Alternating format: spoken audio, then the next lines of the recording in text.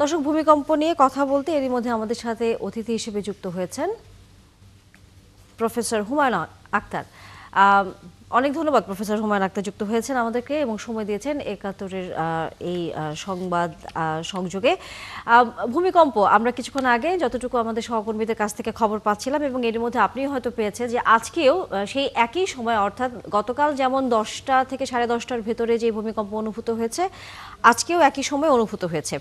জানতে চাই আপনার কাছে সেটি হচ্ছে যে এটি কতটা আসলে ঝুঁকির মধ্যে ফেলছে এক বাংলাদেশকে।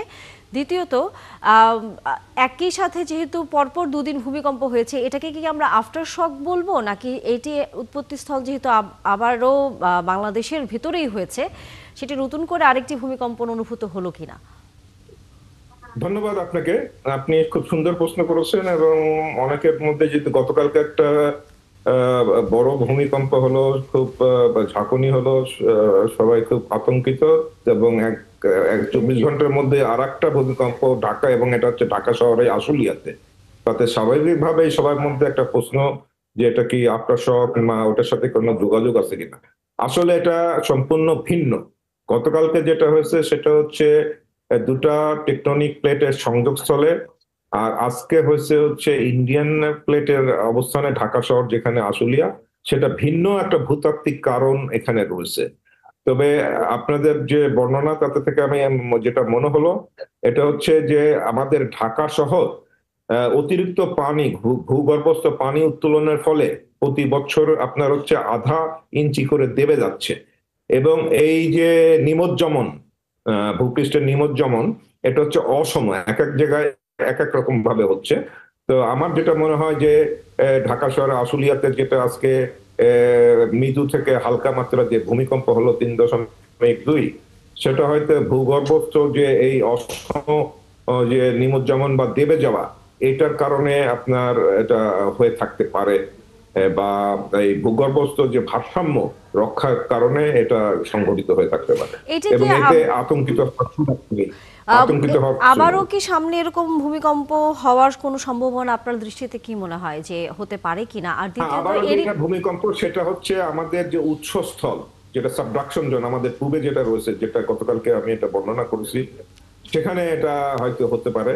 এবং আমি বলেছি যে এটাতে গতকালকে যে ভূমিকম্পটা হলো সেটা হচ্ছে লক প্লেটটা আনলকড হলো, এটা খুলে গেল, এবং সামনে আরো বড় ভূমিকম্প হওয়ার সম্ভাবনা এটা প্রবল আপনি রয়েছে। আপনি নিজে যেহেতু বলছেন যে সামনে আসলে বড় ধরনের দুর্ঘটনা হওয়ার সম্ভাবনা আছে, ভূমিকম্প হওয়ার সম্ভাবনা আছে এবং এই ঝুঁকিতে বাংলাদেশ আছে অনেক বছর ধরে, নানাভাবে আপনারা থেকে শুরু করে দেশি এবং বাইরের বিভিন্ন সংস্থাগুলোও বারবার বলেছে।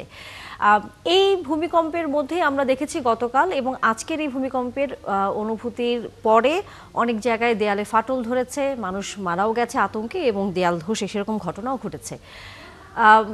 সামনের দিনগুলোতে বড় আকার যদি কোনো ভূমিকম্প হয়, তাহলে আপনার কাছে কি মনে হয় সাবধানতার দিক থেকে আমাদের এখন থেকে কি ধরনের ব্যবস্থা নেওয়া উচিত? কারণ যে ভবনগুলো হয়েছে সেগুলো হয়তো আমরা আবার ভেঙে ফেলে করতে পারবো না, সেটা সময় সাপেক্ষের বিষয় রয়েছে, কিন্তু নতুন যে ভবনগুলো হচ্ছে বা এখন থেকে কোন কোন পদক্ষেপগুলো নিলে পরে হয়তো এরকম ক্ষয়ক্ষতির পরিমাণটি কমিয়ে আনা সম্ভব হবে বলে আপনার মনে হয়?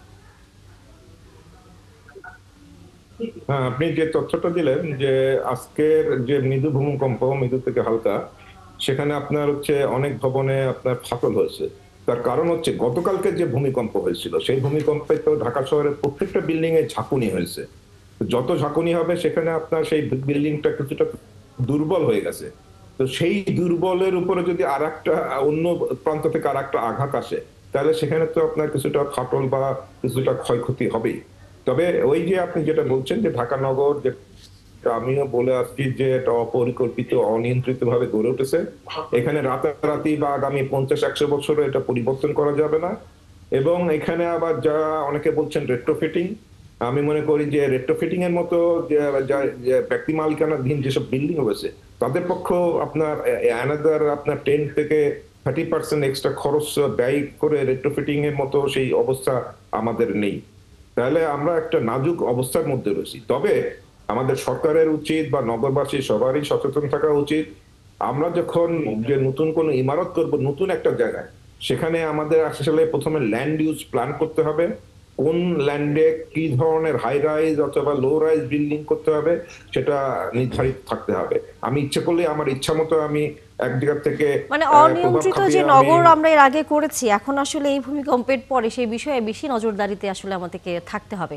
ধন্যবাদ প্রফেসর সৈয়দ হুমায়ুন আক্তার। আমাদের সাথে আসলে কথা বলবার সময় একেবারেই কম, আপনি সময় দিয়েছেন। নিশ্চয়ই আগামীতে আবারও কথা হবে। দর্শক, আমাদের সাথে অতিথি হিসেবে ভূমিকম্প নিয়ে ভূমিকম্প বিশারদ এতক্ষণ ছিলেন প্রফেসর সৈয়দ হুমায়ুন আক্তার। আমরা তার সাথে আজকেও যে ভূমিকম্প অনুভূত হয়েছে আশুলিয়ায় সেটি নিয়ে কথা বলছিলাম।